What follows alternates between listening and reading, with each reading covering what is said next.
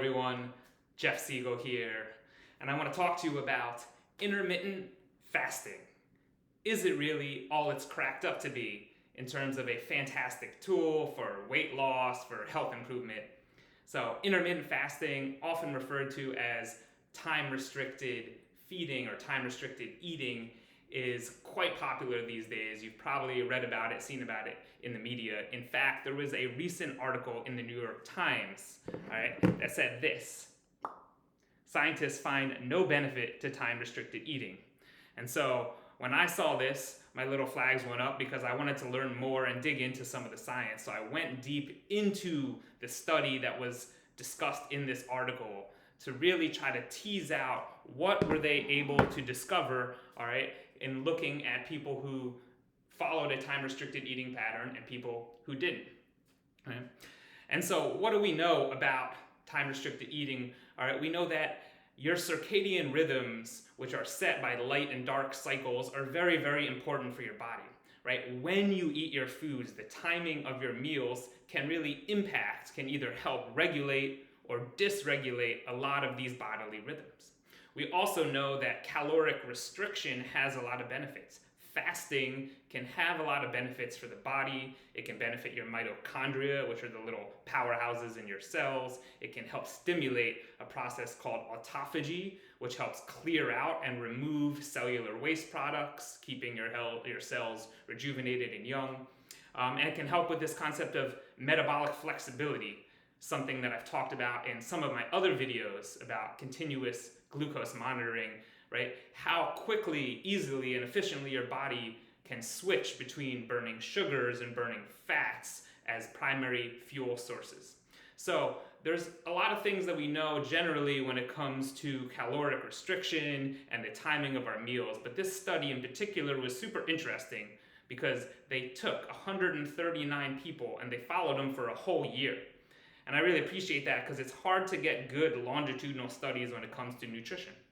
All right, and what do is they split these people up into two groups and they assign one to a intermittent fasting or a time-restricted eating protocol, and they just had the other one on a basic calorie restriction diet. So at the end of the day, both of these groups ended up eating less. They reduced their overall calorie intake by around 25%. All right, so pretty significant caloric reduction from whatever their baseline was. All right? And then what they did on the time-restricted eating group, they basically said you can eat only between the hours of 8 a.m. and 4 p.m. And now you might be wondering, well, why do they choose these hours? Well, guess what? This study was done in Guangzhou, China.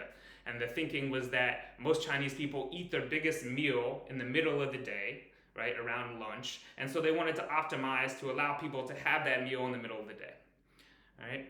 And so when we take a look at some of the data and the things that they discovered, right, basically they found at the end of the day, there was no significant differences in weight loss or in pretty much any of the markers that they looked at between the time-restricted eating group and the basic caloric restriction group. And so the authors were a little bit, confused about this because their hypothesis was that the time-restricted eating would have some additional benefits, and it didn't.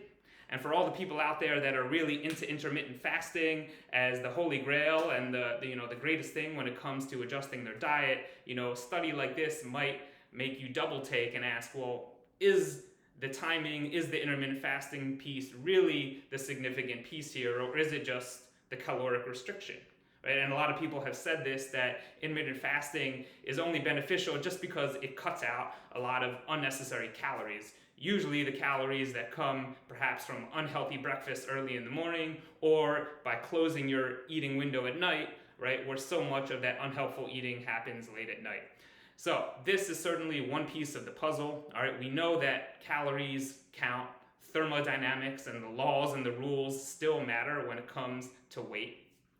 But if we dig in a little bit deeper into this study, there was a few things that I think are important to pay attention to, right? One was that almost all of the weight loss occurred in the first 4 months of the study. And then all the participants basically plateaued at that weight through the remainder of the year. Now for me, this was very interesting to just think about how that initial caloric restriction produced that weight loss and then stabilized, right? And this speaks so much to our body's ability, all right, to find a homeostatic set point. In other words, to reach an equilibrium and then do whatever it can to maintain that equilibrium. And usually what happens is after, right, 4 to 6 months of eating in a certain way, your metabolism is going to adjust. Your energy expenditure versus your energy intake is going to reach a new set point. And at that point, all right, weight loss is going to stall out or plateau, right? This is what makes our bodies so resilient, is their ability to adapt and to form new baselines based upon changing conditions, right? So if there's something we can say for certain from this study, is that if you follow their protocol, which is weigh all of your food, use a photo log, and then meet with a nutritionist or a coach twice a week, guess what? You will lose some weight. However, over time, that weight loss is going to stall out. And even at the end of the study, it started to creep back up, probably because people started to get a little loosey-goosey with their diets and started eating a little bit more. Another thing to consider with this study, and I think this is probably the biggest factor here, is that, all right, on average, all right, the difference between the eating windows of the people who are allowed to eat their calories whenever they want and the people who were on this time-restricted feeding was only 2 to 3 hours difference, right? So the people who are allowed to eat whenever they want typically ate at around 10 and a half hours was their eating window, versus the people on the intermittent fasting had only an 8-hour eating window. And so for me, this seems like not a big enough or significant enough difference in eating windows, to really be able to tease out the impacts of shortening your eating window as the main experimental factor here that we're trying to look at and see how it impacts your health. Right? Because if I said, hey, I just want you to eat your breakfast an hour later, and I want you to eat your dinner an hour earlier, right? Is that really going to make a huge difference, all right, in what's going on in your body? And my guess is probably not, right? I would have liked to see a shorter eating window, right? And to examine how does that going to impact. And again, these are averages of all the participants in the study, and this is where we get into some of the finer grains. If we look at some of the outliers there, people who had larger eating windows and then shrunk them down, did they see a greater benefit? All right. And then this is where I would like to see some future studies, all right, that might actually look at, what eating windows, large or small, are most beneficial and for who. Right? If you're the type of person that struggles with kind of a lot of late night eating, unwanted eating, snacking that kind of trails on after dinner, right, then maybe a intermittent fasting protocol that kind of cuts off your eating would be really helpful for you. Right? But if you're the type of person that likes to graze during the day, and you have most of your meals in the middle of the day, then maybe an intermittent fasting protocol is not going to produce much difference. So this is where we look at kind of your individual patterns. We need to identify who you are, where your baseline is, and how these things are going to impact you. Right? Another thing that this study did is they took people that were overweight or obese. However, most of their metabolic markers in terms of blood sugar, insulin, and other things were relatively normal. And so at the end of the study, everybody lost weight and everybody's metabolic markers improved, regardless of whether they were doing the intermittent fasting or not. But it would have been interesting to see if they took people who are metabolically unhealthy to begin with, right? How did they, or how might have they changed if we put them into a intermittent fasting protocol? Right? And so this is where another thing that would be interesting to study, as well as differences between men and women, because there seems to be some evidence that men tend to have a little bit more success with an intermittent fasting protocol than women do, due to hormonal and other sex differences. Right? Other things that I would have really loved to see would be experimenting with different types of fasting protocols. Right? So because at the end of the day, your body is going to adapt to whatever sort of eating pattern that you do most regularly. And that's the beauty of this study, which is that after 4 or 5 months, people's bodies adapted and there was no real significant changes that happened after that. Right? And so this is kind of raises the question of that if you do intermittent fasting every single day, right, for month after month after month, are you still getting benefit from it? Right? Perhaps you might get more benefit from doing something like an alternate day fasting or an alternate day caloric restriction. You might get more benefit from having days of normal eating and then days where there is less eating. All right. And all of this, I think, points to the fact that what we are looking at here, right, in terms of changing our eating patterns, actually, right, is somewhat of an evolutionary anomaly, right? It's abnormal.